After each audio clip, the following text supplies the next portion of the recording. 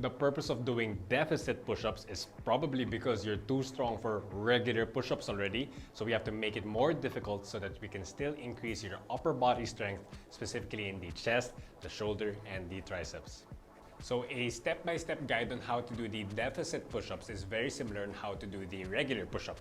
First things first is proper hand placement. We don't want you to place it too narrow nor too wide, and from here you can go for slightly wider than shoulder width. And the main difference between the deficit push-up and the regular push-up is that now you should be able to reach much lower. That's because with the regular push-up, if your hands are on the floor, you can only go as low as until your chest and your stomach touch the floor. But now, since you have handles, it is going to elevate you, making you have to travel much lower for your chest and your stomach to touch the floor.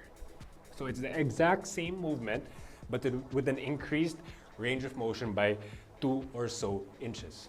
So the common mistakes that I see when people do the deficit push-up is that they make the same mistakes in the regular push-up. They don't go as low, which is completely defeating the purpose of the deficit. And of course, sometimes their hips would go too low or their hips would be a bit too high.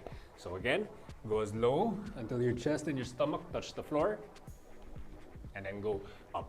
A special note when it does come to the deficit push-up is that you can play around with how you want to angle the handles.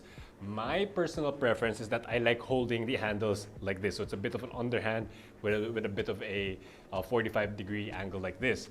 A lot of people want to go for this grip or even this grip where it's perfectly neutral. Again, there's no wrong answer and wrong way to do this. You just go for the position that you feel like you can be the most powerful, and of course the one that is most comfortable for you.